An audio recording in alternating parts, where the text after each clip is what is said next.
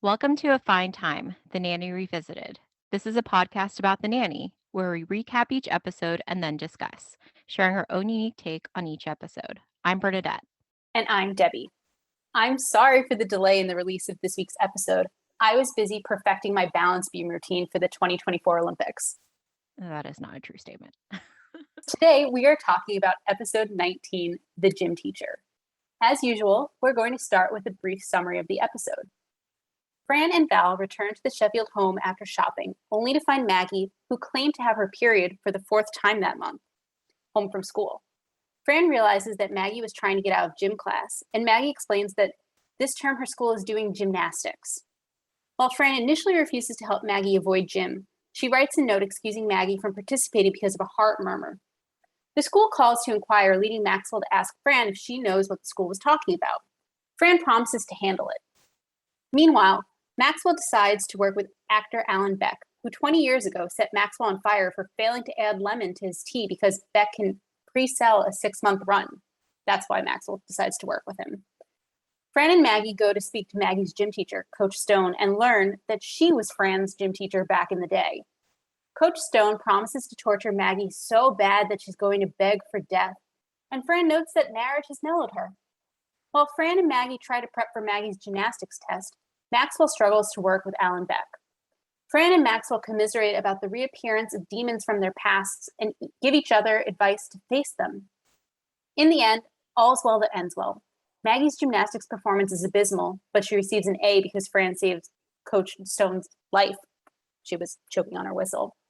Maxwell confronts Beck and fills the living room with possible replacements, getting Beck to back down from his ridiculous demands. I think that's everything, Bernadette. Do you have anything you want to add? No, that was a great episode summary. Thank you very, very much. Would you like to take us to scene 1? Yes. As you mentioned, we opened the show with Fran and Val coming back from a shopping trip, and Maggie is on the couch, apparently sick. Niles is standing next to her. Fran immediately is like, "Oh no, you were sick, and there's nobody here to take care of you." And Niles is like, "Well, excuse me. um, I'm perfectly able to take care of her."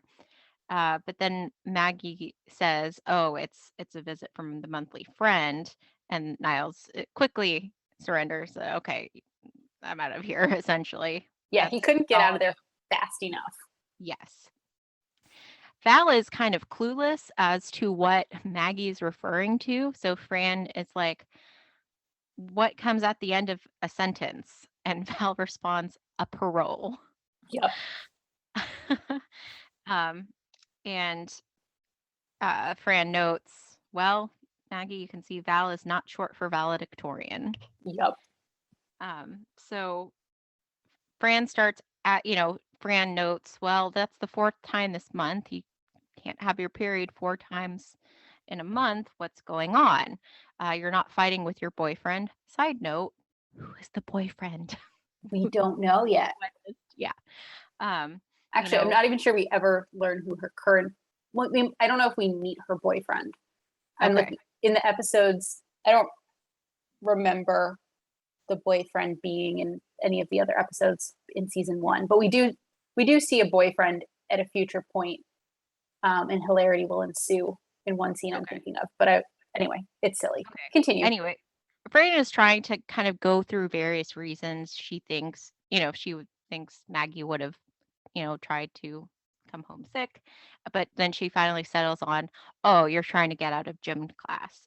And Maggie says, "Yeah, right now it's gymnastics in class, and it's terrible. The coach hates me." And Fran is kind of reminiscing about when she was younger. She too hated gym, especially gymnastics. She hated rope so much, the rope, that she can't even look at an extension cord anymore. Um, and then Val's like, "Well, she could just do what you did, write phony notes." Yep. And Fran asks her to turn her head so that, her profile is facing Fran. Fran looks at her ear and says, "Did you know you can see clear straight through your ears?"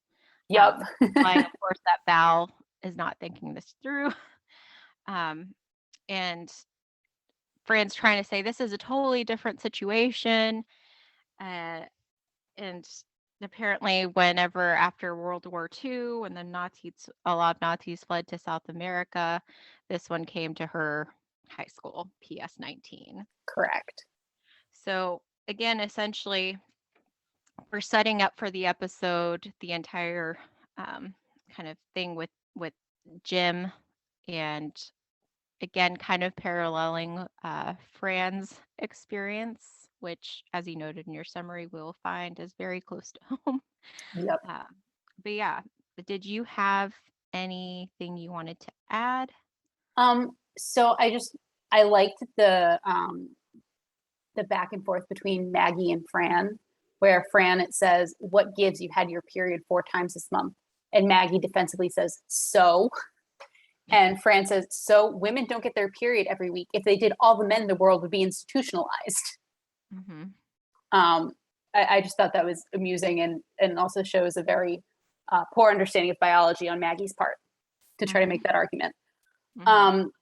The only other thing I guess I wanted to ask you is, did you do gymnastics in your high school? No. Okay, I didn't either. No. Yeah, I thought that was one of the things, I was gonna bring up is that like gymnastics was not, in high school. I don't know how it was at your high school. We only had to take gym our freshman year, and we had alternating every 9 weeks, like in the classroom for health class, and then the following 9 weeks would be actually in the gym doing various activities. Primarily, it was like playing volleyball or whatever, or running, but it was not gymnastics. I feel like I would have hurt myself very badly if we had to do gymnastics. What about you? We did not do gymnastics. And it's interesting that you mentioned volleyball, because Maggie in the scene says, based something along the lines of, "You just need to get me through to volleyball next Uh-huh. semester," or something like that. Like Mhm. she just needed an escape until volleyball. Mhm. So unlike you, we had to take gym every year. Oh, Um, really? yeah, every single year. Um, and we played volleyball every Mhm. year. That was something we played in the winter. Some years we'd play softball outside. Yes, there was running. Mhm. I did not care for the running. Mhm. Um, let's see, what else did we do? One year, only 1 year, we played floor hockey, and and Mm. Mhm. and that semester I was gym student of the month. My mother was Nice. so proud um, of all my accomplishments. That one I think she's most proud of. Um, what else did we do in gym class? Oh, I know, 1 year I took, instead of like gym proper, I took like health and fitness, where we did Mhm. line dancing and aerobics and yoga and things like Oh, that. But even in okay. that class, we still did volleyball, because Mhm. there was a volleyball tournament. Yeah, I think the most challenging thing we did for gym was there were a couple of weeks, and it was around Thanksgiving time, I remember. Um, we did like the Iron Man, I don't something, and it was intensive. Like every day you would start out with 100 wall jumps, and then you do 25 push-ups, 25 sit like every day you would add on, and you had a partner. And so like one of the last things was you had to carry your partner on your back like across the gym, and then go outside and run like 2 laps around the football field. How did students not drop dead? Yeah, because it was like every day we added onto it. So the first day was easy, 20 or sorry, 100 wall jumps, but What's a then the wall next jump? day you add on. You literally next to a wall, jump up with your arm up and count every time you jump up. Um, Okay. but like you had to do like crab walking and like bear crawl and all, across the gym floor and back. Like it was pretty intense. I was probably the most fit in my life during that time period. Well, you can always start again. Okay, let's move past that. Okay. I'm sure our wonderful listeners don't want to hear us talk for an hour and a half about our various gym experiences. Experiences. Yeah. Although I'm sure many of you wonderful listeners can relate to our somewhat traumatizing experiences. All right. So in scene 2, I believe we're in the kitchen, Mm-hmm. and Fran is refusing to write the note. Maggie wants her to write a note to get her out, and Fran says, "No, I'm a nanny now. I took an oath." And Maggie just keeps pushing, and finally Fran caves when Maggie says she won't even let me wear makeup in class. And Fran's like, "Ugh, she's got to be stopped." And so Fran's like, "Okay, let's think of excuses. Hammertoe, one of my favorites. What is that? A cruel, crippling disease caused by shoving your feet into high heels that are too small." And Maggie's like, "No, no, no. It needs to be something she can't see." And so Brighton snarkily says, "Well, then it should have something to do with your chest," which is Mm-hmm. such an obnoxious comment for him to Mm-hmm. make. Um, and of course Gracie, who's also there, and I think she's snacking on some cookies, and they're snacking on cookies and milk. She says, "How about severe depression brought on by feelings of inadequacy and fear of death?" And Mm-hmm. which is a great suggestion. No one can see that. Mm-hmm. Um, so at some point during this conversation, Niles jumps in and says that he wants to get next Friday off. Could Fran write him a note? And he wants an attractive disease, possibly something that requires an eye patch. Mm-hmm. And Fran said something like, "Well, so does this mean that is that your not so subtle way of saying you don't approve of me?" And he says, "Oh no, I enjoy every antic. Think of me," and this is where he starts this metaphor that continues throughout the next couple scenes of consider me well, I actually didn't write this down, but a passerby who slows down to look at the wreckage before going along on my merry way, I Mm-hmm. think is how he phrased it. um yeah. Do you have anything you want to add to that? Yeah. So just again, when Gracie makes that suggestion, she says it so like sweetly, kind of, or matter of fact. Like it, it's a classic Gracie kind of way of saying, how about severe depression? Right. Inadequacy and fear of death. And then they ask her, Gracie, how do you come up with this or think of this kind of stuff? And she says, usually during hopscotch. That's an Um, excellent addition, thank you. Yeah. yes. And at the end of the scene, um, Brighton decides to try to negotiate with Maggie by saying, oh, dad would be so, upset if he found out about this. And Maggie's like, well, how would he find out? And he says, well, I'll tell dad unless we can reach some type of an agreement. But basically, Maggie's just like, well, if you tell him I'm going to pull your tongue out of your zipper. And Brighton's like, I think we reached an agreement to avoid that. So, I mean, it was classic Brighton. But This is not the only time that Brighton will try to blackmail or extort his sisters to do things, hmm um, which is not surprising. hmm no, it's not. The I just have one, unless you have something more substantive. I just have one like comment on the scene overall. Yeah, go ahead. I really liked how realistic the scene was, and it's not even like the discussion, but like the how lived in the kitchen looked, right? hmm Like hmm I like that when Fran went into the fridge and got I think it was a half gallon of milk. It wasn't full. There were actual cookies on the plate, and it was like they lived there and they were just having a snack like normal people do. hmm I Yeah, just like that. So, yeah. would you like to take us to scene 3? Yes. So we are in Maxwell's office. Maxwell is at his desk trying to work on some paperwork.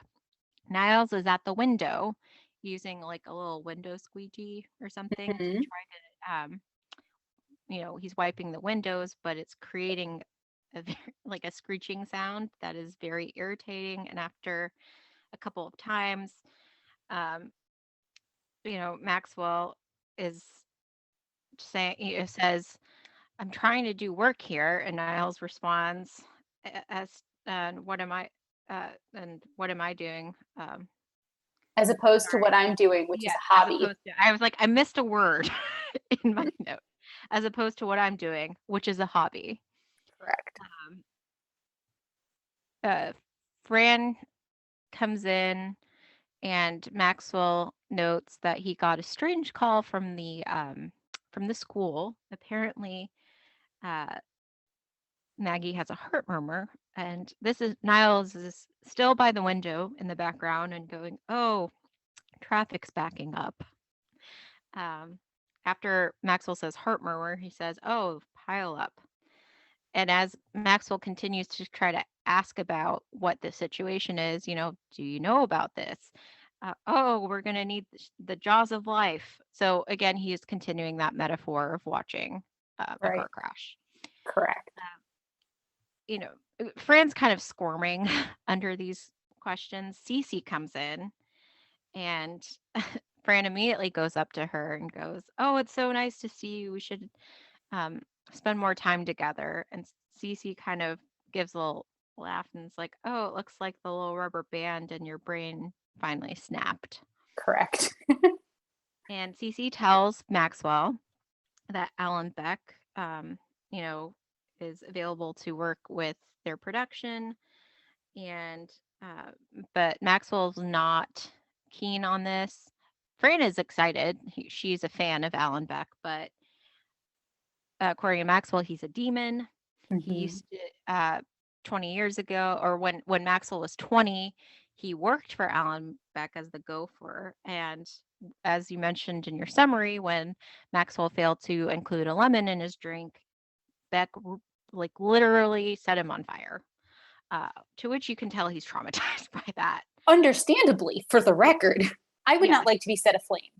Oh no, I wouldn't either. Cece kind of laughs when she She hears that, does. and she is like, "Well, there's two sides to every story." Uh, Uh-huh. and here I'm gonna need to have you help out because I'm thinking it's a Yiddish word. Yeah, so Fran says, but you're a big Mhm. macha producer now. Yeah, director. Oh, Um, direct, sorry. yeah, and Maxwell responds, "But I'm still flammable." Which is accurate. Yes. Um, and but Cece again is like, well, with Alan Beck as an actor, he comes with a 6 month um, You can pre-sale. yeah. So Yeah. right before that, Maxwell said, I'm at a point in my career where I can choose who I work with. Hmm. And then Cece adds that he could pre-sell a 6-month run. Yes. And Maxwell says that I choose him. Correct. And then Cece leaves and Fran turns to Maxwell and is like, "Oh, that's great. That's what I always tell Maggie. I think like believe in yourself or something along those lines."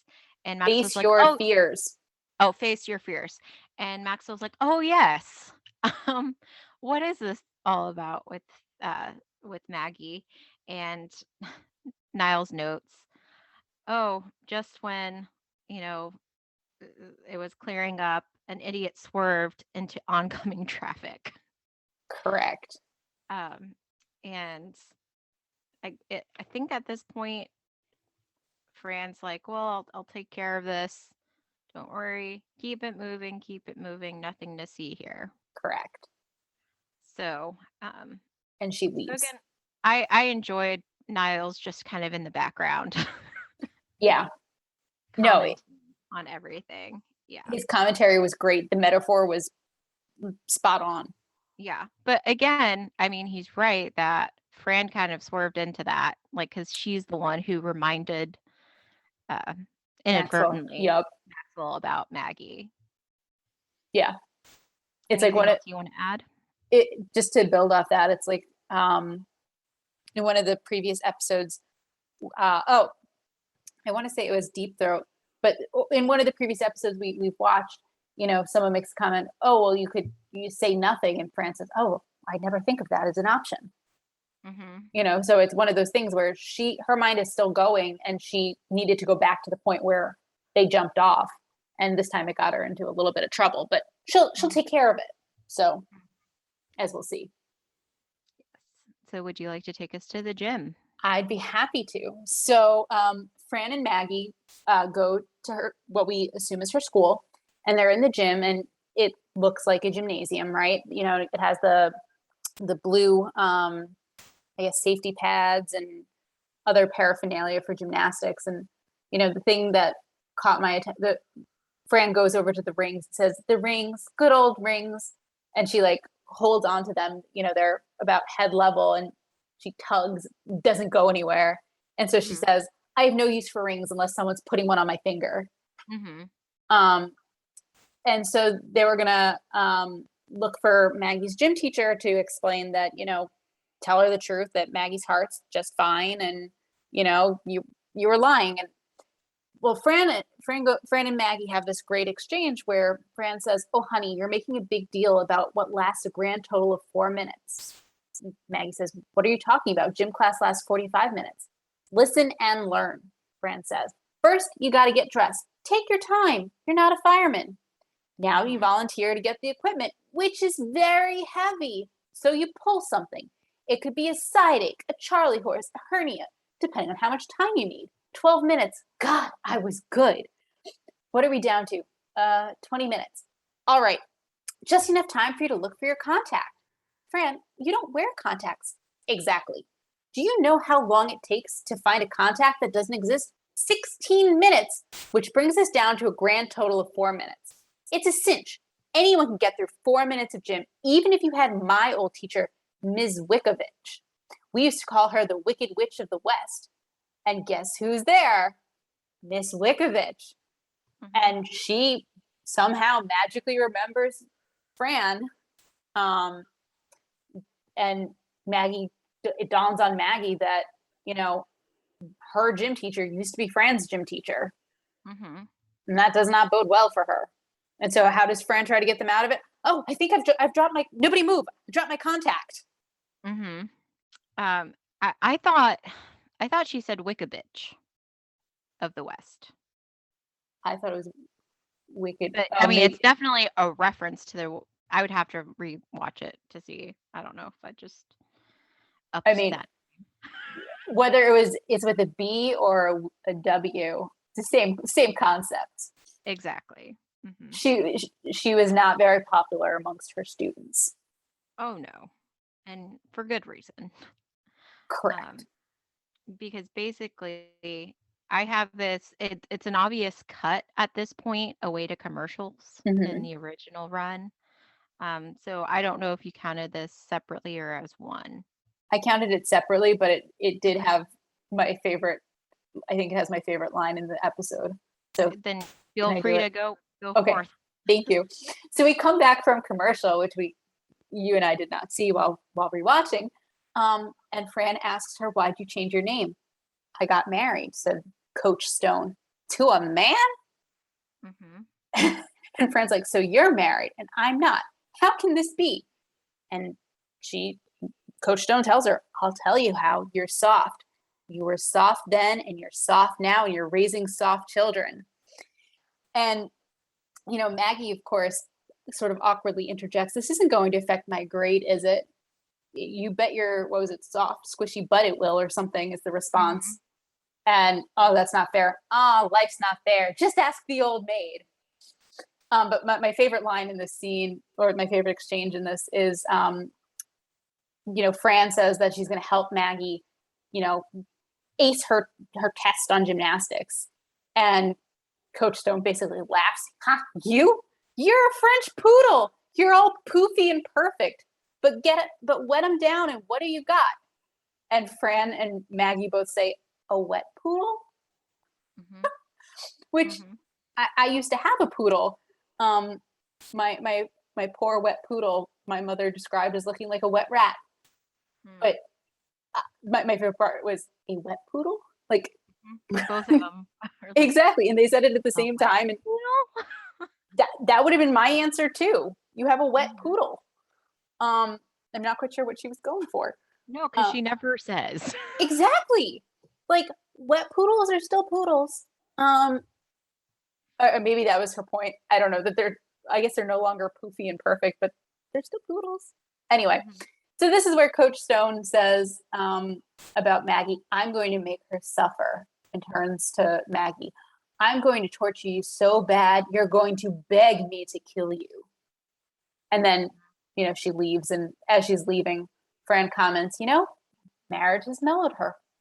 Mhm.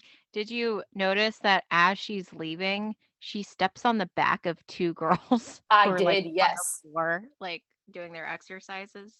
Yeah, I think at the beginning of this scene, we see a student, do a really impressive backflip combination, and she Mhm. tells him, I can't remember if it was a boy or a girl, the I student. think it was a girl, Okay, but she tells her that that Coach Stone says that she's seen better routines in Gymboree.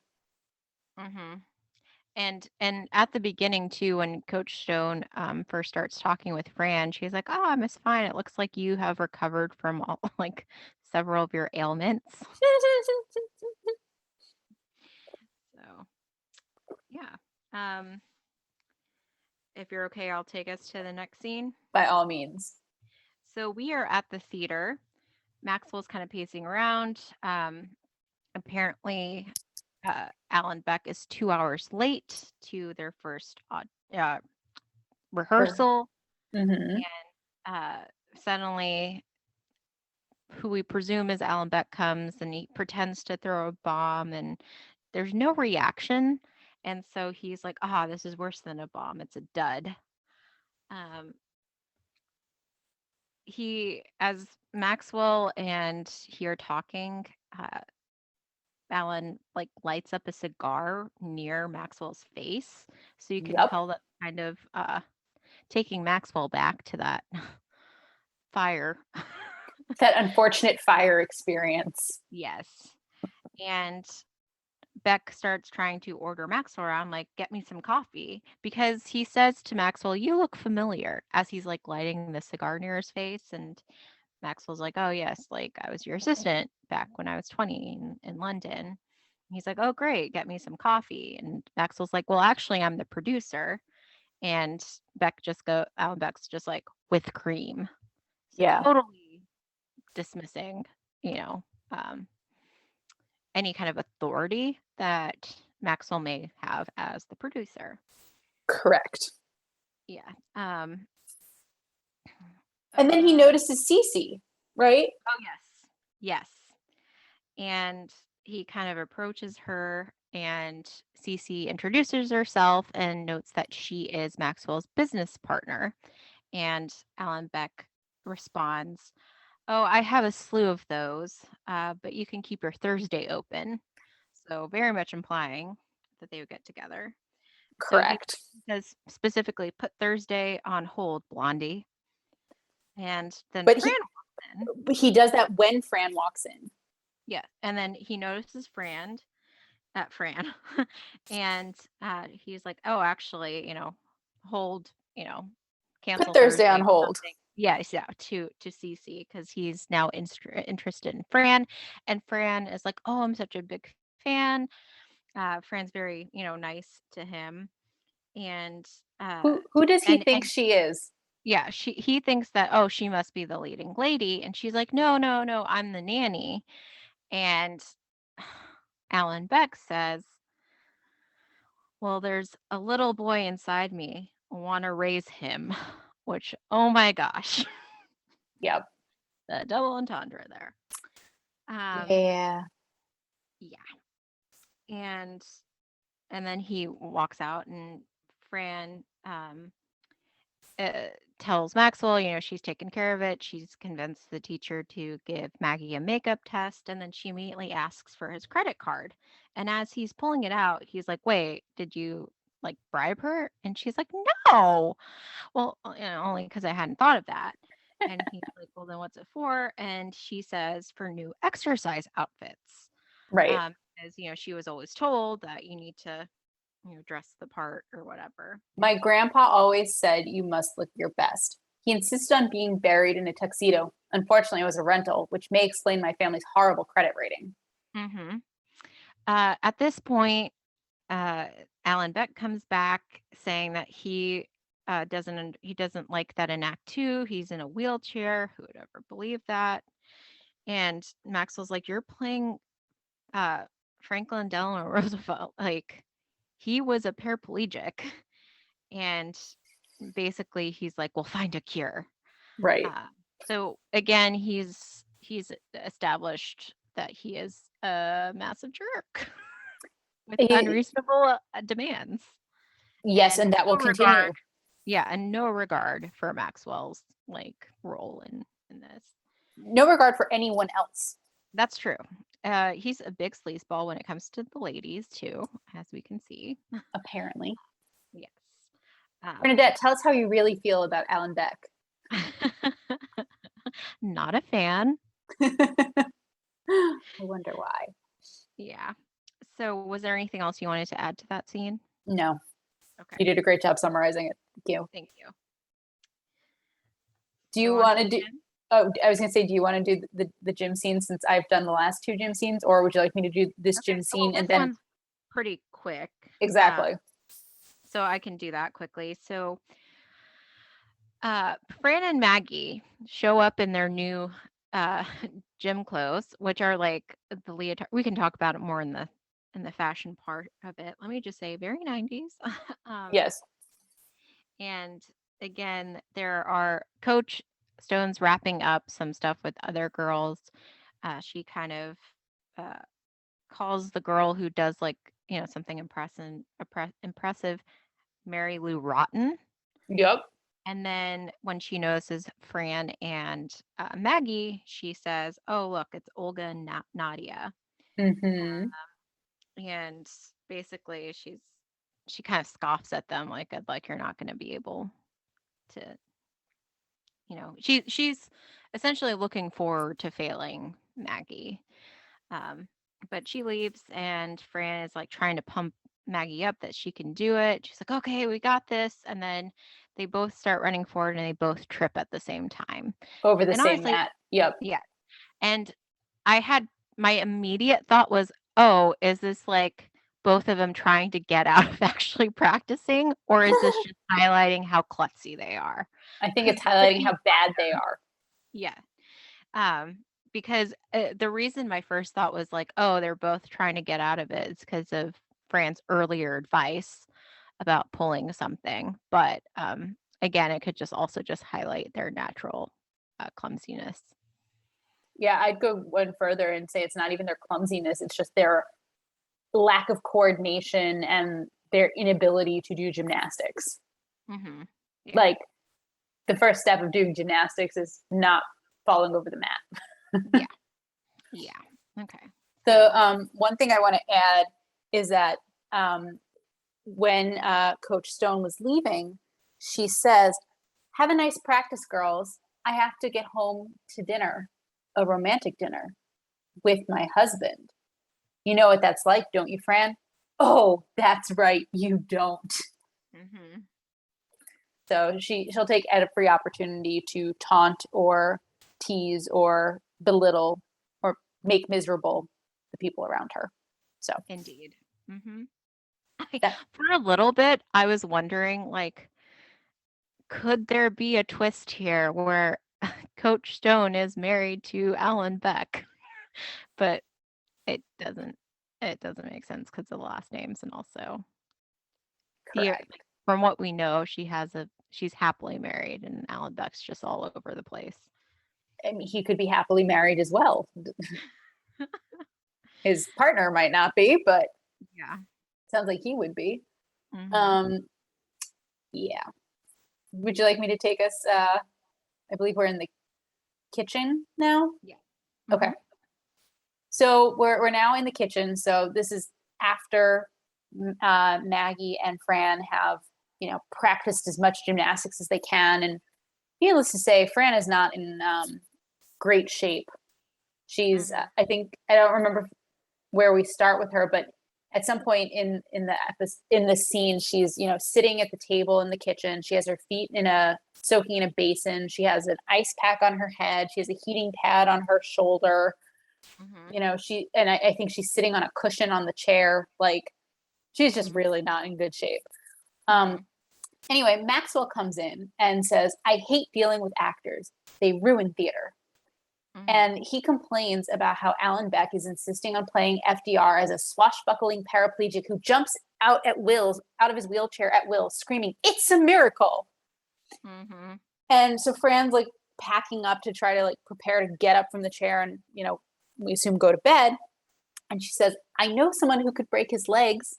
And she wears sneakers, so he'll never hear her coming. Mm-hmm.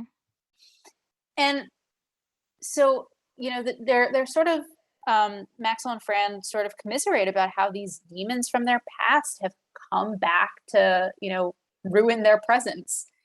And Mhm. Fran points out that, Alan Beck is a pyromaniacal sociopath, while her running into Coach Stone was pure coincidence. Mhm.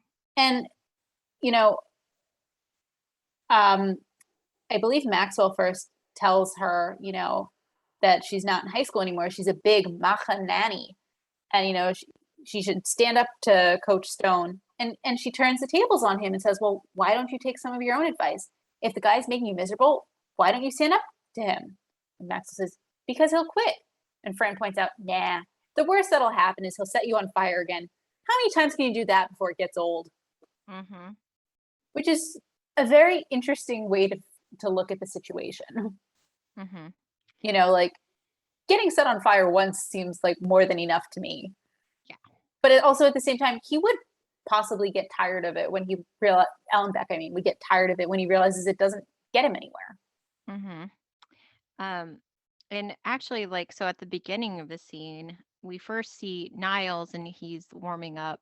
Like, he has a tea kettle and he says tea time, but then he pours the water into the basin Right. where Fran's feet are. And I was just to myself, I would not want like boiling water directly Mm-mm. added when my feet are in there. Um, but Niles also comments to her uh, that with an electrical cord around her neck and feet in water, Fran should remember who her friends are because she had made some type of comment to Niles. So, did you notice too at the end of the scene, Fran is kind of like yelling with each step she takes up the stairs, She's like just groaning. She's obvious. Yeah, she's in obvious agony. correct. I mean, at that point, why not just go lie on the couch and sleep there? Yeah. Yep. Um, anything else you want to discuss regarding that scene? It's just interesting to me how bad shape Fran is in after trying to Mhm. help Maggie. Um, Mhm. and we see her miserable and somewhat decrepit, for lack of better phrasing. We don't see Maggie, who's probably totally fine. So Mhm. that's all I'll say. Would you like to take us back to the gym? Mhm. So we're back at the gym, and it's time for Maggie to show her stuff, take the test. Coach Stone's whistling all over the place, and Fran's just like, "Can't you just say hello?" Like a And normal person? Yeah. like a normal person. Um, and basically, the test is there are 5 stations that are each worth 20 points. And the first one is the ropes. And Maggie's like, no, no, anything but the ropes. Um, Fran's like, oh no, you got this, but watch your nails. That's the most important piece of it. So we have like a little cutscene of like Maggie attempting to climb the rope and of course falling, like she's failing miserably. Yes. We next see her um on the what's it called? The mount. The The vault. Yes, the vault. Thank you. And she, of course, just kind of falls. She fumbles. Yep, She fumbles a balance. lot.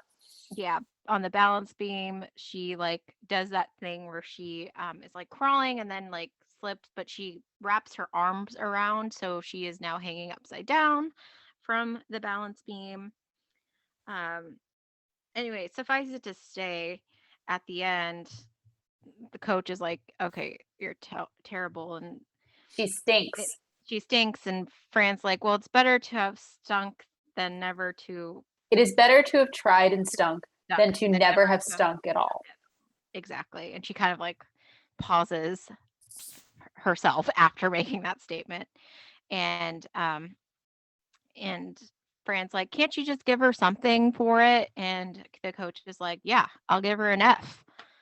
Um, And Fran's like, well, isn't it your job? Like, what kind of teacher are you? Shouldn't you educate, not intimidate? Teachers are supposed to educate, not intimidate.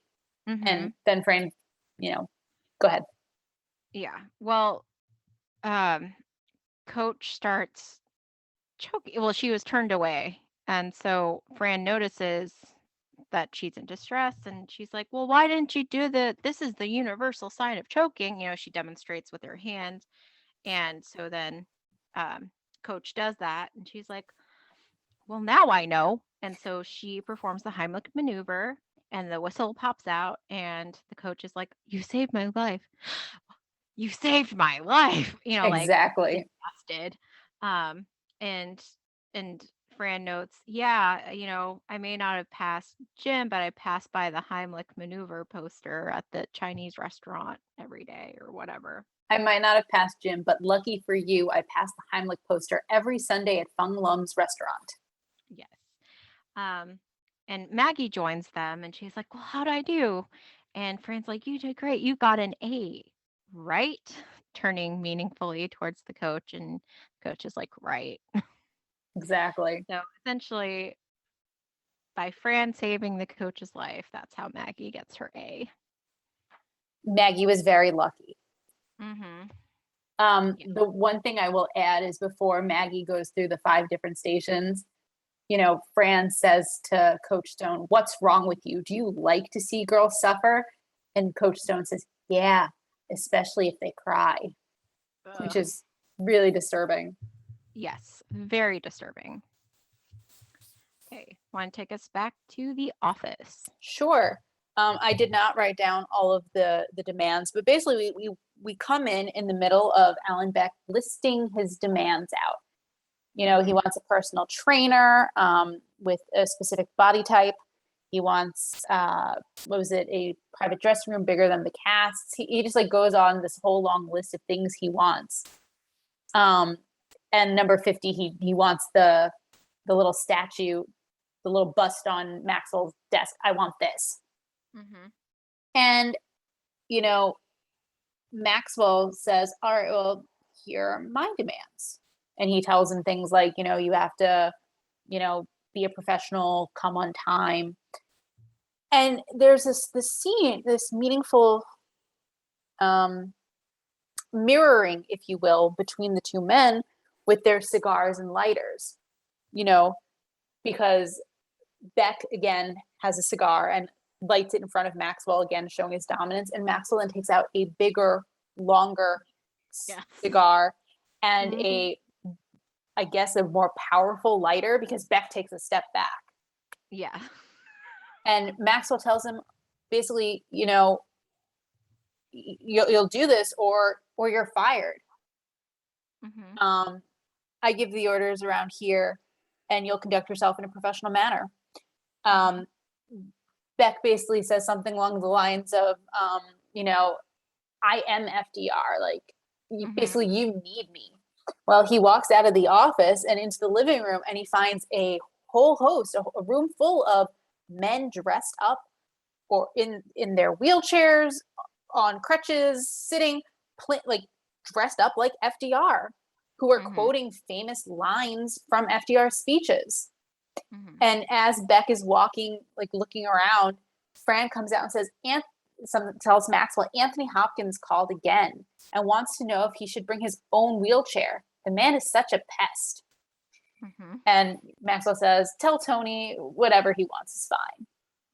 And so I guess Beck sort of comes to his senses and says, some of my demands might be negotiable. Maxwell says, some of your demands? And Beck says, all right, all of them, but I'm keeping this. And he runs out with the little statue from Maxwell's office. And so at the very end of the scene, Fran suggests that, well, my acting was great, wasn't it? Like, maybe I should play Eleanor Roosevelt. I know all her lines. Look at all the lonely people. Yeah. And Maxwell says that was Eleanor Rigby. So do you have anything you want to add to that? Yeah, just that after Alan Beck leaves, everybody in the room kind of starts clapping.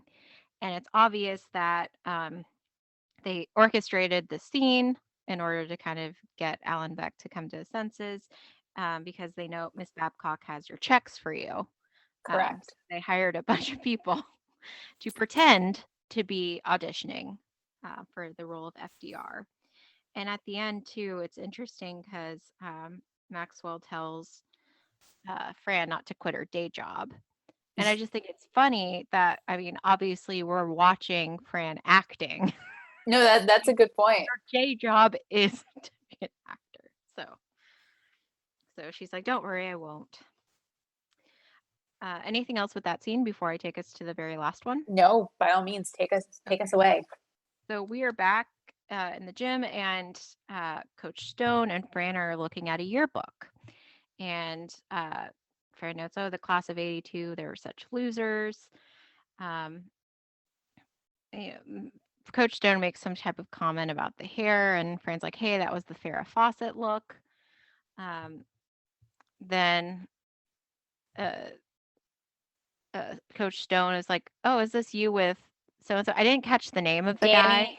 Danny Imperiali. That was Fran's. Her- Okay, yes. Yeah. And she's like, "Oh yeah," and then Stone starts saying, "A boy like that will kill your brother." And Fran's like, "Ah," and she goes, um, Forget that boy and find "Boy, another. and find another. Stick to your own kind." And of course, those are lines from A Boy Like That, a song in West Side Story. And this is a good time to tell our audience, listeners who may not have watched the show recently or don't remember, that the actress who is playing Coach Stone is Rita Moreno, who played Anita in West Side Story. I am so glad you mentioned that. Mm-hmm. It's funny in my notes. I wrote down the lyrics and I meant to Google them because I was like, I know these are definitely lyrics to a song, and I just Mm-hmm. didn't Google it. So I'm so glad you knew that. Oh yeah. We can talk about it when we get into it, but like 8th grade, I really got into West Side Story.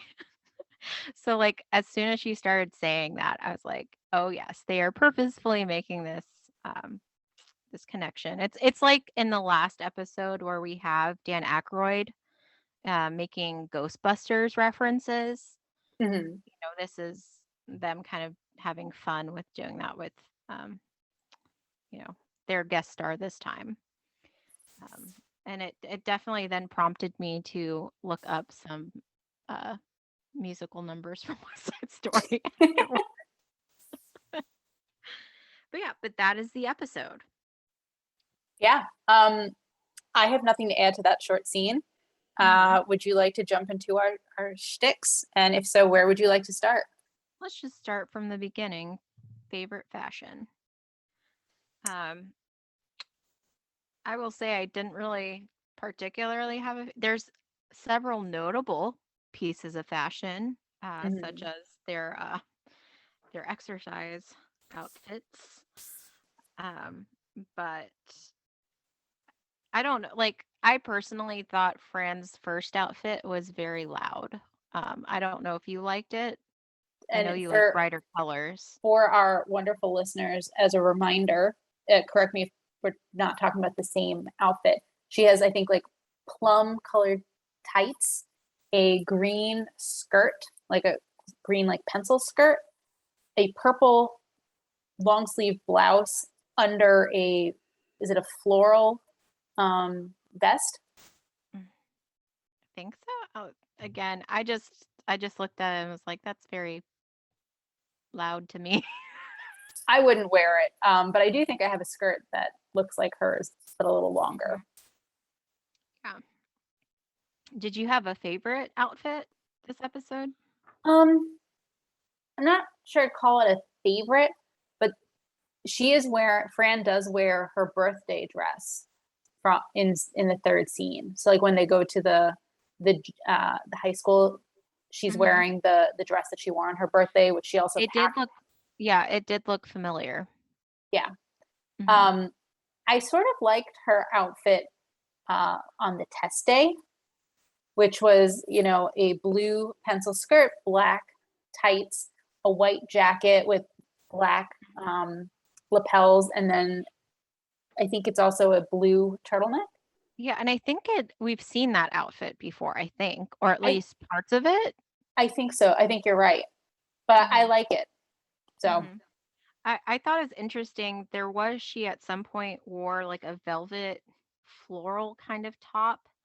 Um, it was with a purple skirt and tights, so it was a bit much altogether, but like she actually kind of pulled off the top.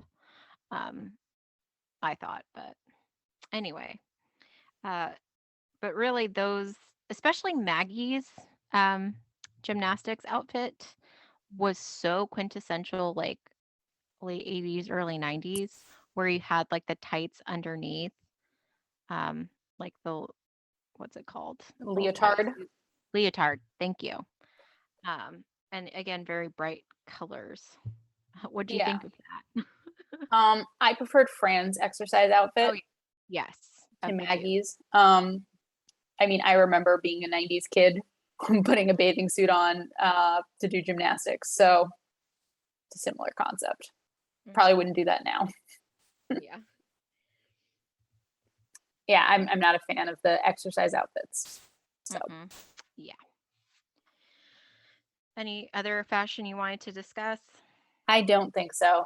This wasn't a very notable fashion episode, if you will. Yeah, I would agree. Notable New Yorkers, as I mentioned, the big one for me was Rita Moreno, Okay. and um, we kind of mentioned while we were doing a summary various references Mm-hmm. to. In this one, there was again, I mean, Anthony Hopkins, um, the Eleanor Rigby, obviously the song by the Beatles. So there's a lot of quoting of lyrics here because she says, "Ah, all the lonely people. Look at all the lonely people." Right. Um, a quick aside: this does not have to do with notable New Yorkers, but again, I was looking at her reference to Uncle Harry whenever she's talking about hammer toes, and it was funny because that made me think back to how before she had said about how her whole family has such great feet, and yet, Correct. um, again, apparently Uncle Harry's out of that. Yeah. Let's see. Again, the obvious reference to the Wicked Witch of the West. That's from The Wizard of Oz. Mm-hmm. And I'm trying to say she references some gymnasts. Mm-hmm. So when she says Mary Lou Rotten, that's Mary Lou, I believe, Brenner, I right? thought it was Mary Lou Retton. Yes, you're correct. And for did you look up who she was, or did you know who she was? Yeah, I mean, I knew she was a gymnast. Like She not much beyond that. She was, I believe, on the Olympic team. an American gymnast who won a gold, two silvers, and two bronze medals in 1984, according to our friends at Wikipedia. Okay. And then she also mentions Olga and Nadia. Mm-hmm. Uh, I did not get their specific. I believe that's a reference to Olga Korbut and Nadia Comenci. In 1976, Nadia, and I quote, won the first ever perfect gymnastics score of 10 at an Olympics, while Wow. Olga, who starred in the 1972 Olympics and was her rival, had only received a 9.9. Wow. I think so. This is from the Montreal Gazette, and I think there was like a moment where they like congratulated or like interacted with each other. So Mm, okay. Uh, there's a in the scene where Fran's in the kitchen, all sore all over with her feet, in the basin. There's a mention of Kathy doll, which was a toy back in oh, excellent, yes, a Kvetchy Kathy doll. Mm-hmm. Uh, I already mentioned the West Side Story. So, did you have anything else? I did. Starting with in the kitchen scene that you just referenced, Maxwell references Flo Ziegfeld, who Mm-hmm. was an American Broadway impresario notable for his series of theatrical reviews, The Ziegfeld Follies. That is according to Wikipedia. That is actually a direct quote from Wikipedia. Mm-hmm. Some big names that we've mentioned a number of times during our discussion: FDR, Franklin Delano Roosevelt, who was, for those who have not studied American history, he was president of the United States. He's the only president to have been elected 4 times in 1932, 36, 1940, and 1944. What was particularly interesting, or what is still sort of particularly interesting, is how the media had a different relationship with politicians back then. And so that it was not widely known at the time that he was in a wheelchair. Hmm. So that's interesting. Who else? There Eleanor were Roosevelt. Eleanor Roosevelt, yes, his wife. Um, there's also a reference to the Olympic Village, which is where competitors in the Olympics stay during the games. You mentioned Eleanor Rigby before, and you also mentioned Farrah Fawcett, who, for those who don't know, she's an American actress, artist, and model. She was known for her role in Charlie's Angels, and that is also according to Wikipedia. Those are the ones I had. Yep. I think we covered it. I think you're right. Okay. I guess we transition to our Yiddish cop. Yep. There are 2 words I caught, and if I missed one, please tell me. I just mentioned one, which is kvetchy or kvetching. It basically means to complain, to kvetch. And then the word that we were talking about before, macher. Well, the way Fran pronounces macher, she drops the R. It's macher, which means an important or influential person. There's actually an R at the end that, as we remember from the episode My Fair Nanny, when Fran speaks, oftentimes she drops her R's at the end of words. So, were there any other Yiddish words that they use that I just didn't catch? Not that I'm aware of. Awesome. I think you got it. So then I guess we're up to 90s nostalgia. Take it away with your classic. Old cars. Yes, and this time there's an old bus as well, school bus. Correct. Outside of Maggie's school. Correct. You've already mentioned the exercise outfits. Yeah, that was so quintessential. Yeah. But yeah, I mean, we haven't really discussed it yet, but to the extent that the coach was such a terrible teacher, like I don't think that would fly today. I would hope not. Yeah, I would hope not as well, because she openly, gleefully likes to torture her students and all that. So I would hope that would not fly. I mean, I would imagine that you would have students like filming her if she was like on a tirade, and then it would be like shared. It Well, would go back. That's a great point. I mean, back then there were sort of cell phones, but not like the smartphones we have now. Yeah. And I think like it's so interesting because like when you look at media back then, when you talk about like a gym class, there's always the rope. And I'm like, we never had a rope to try to climb in my gym experience. Did you? Not in school, no. Well, actually, hold on. I remember in elementary school, well, now we're going back, in our gymnasium, there were ropes. I don't recall having to climb them, but it's also possible that I blocked it out. So I definitely would not have been able to climb a rope. I know I had to, when I did gymnastics outside of school, and there were ropes there, and I did not do well climbing those either. So yeah. But I didn't really have much else in that so category. the one thing that occurs to me as we've been talking is I wonder if this were to have happened today and Fran were to write a note. Well, first off, how Fran would write the note to the school saying that Maggie had a heart murmur. Would it be an email? Would it be a written note? Would the school immediately demand documentation? Point one. Point two, how would they have then communicated to Maxwell, like, what is this about? Would they have called him or would they have emailed him? So yeah, I think it might just depend on the school, but no, I guess that's a good point.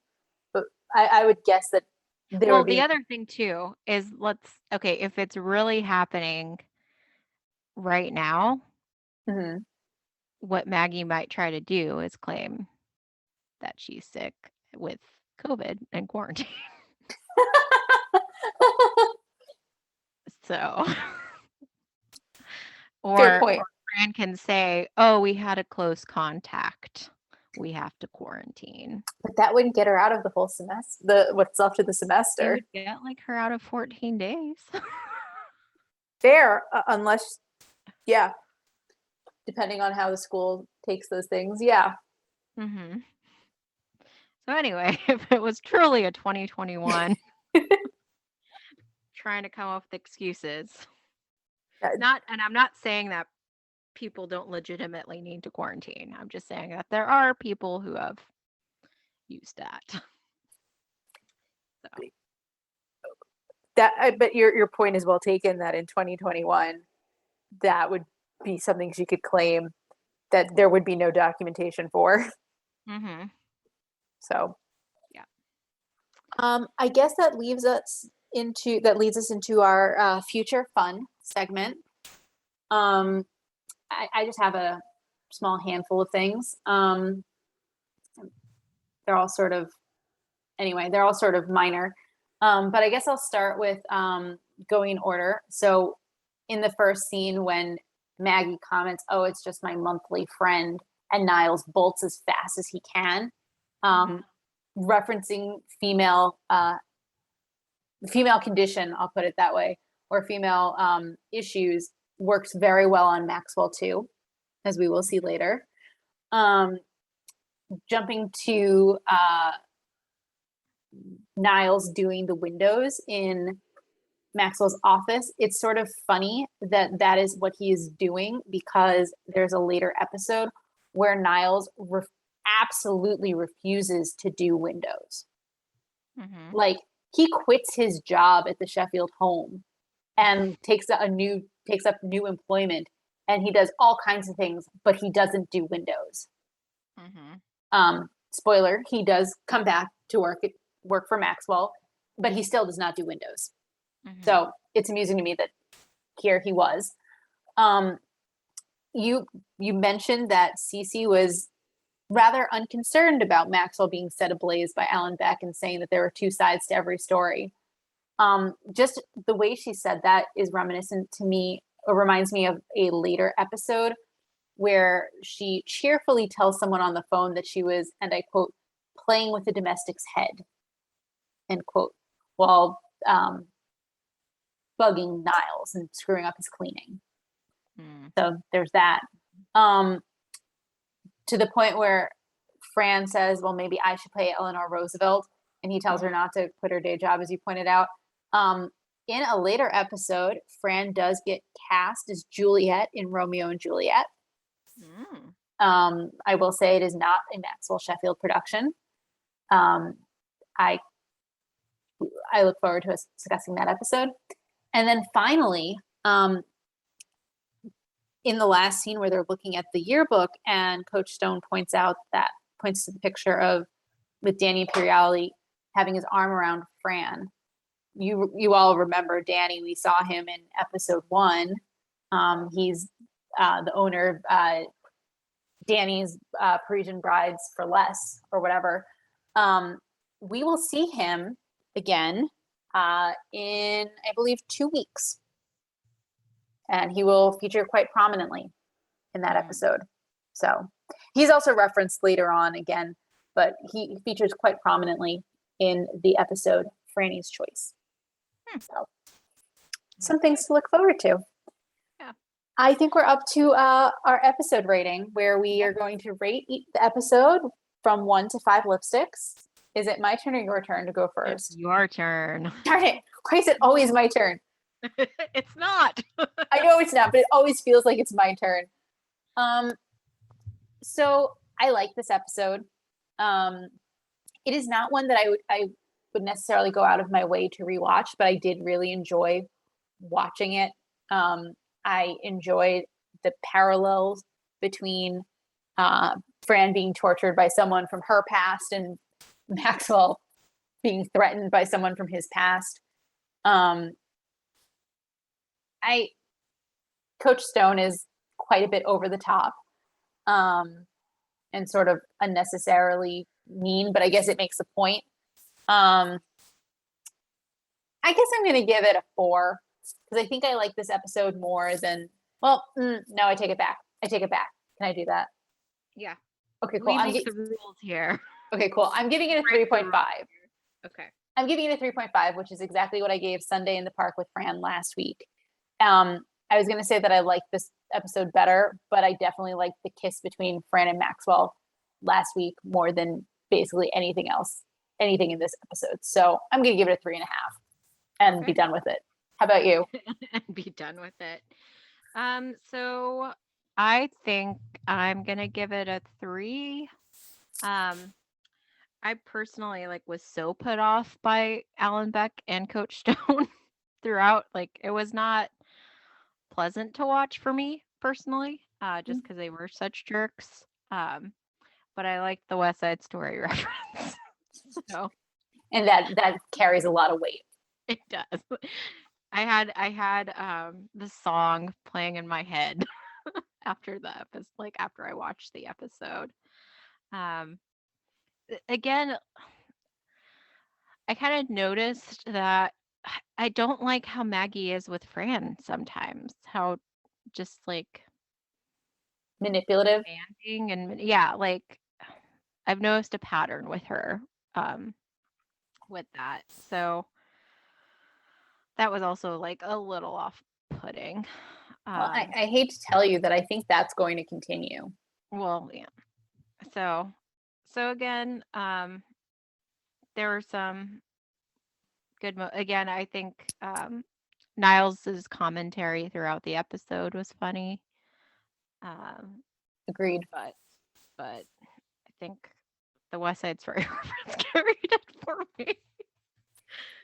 No, that's fair. I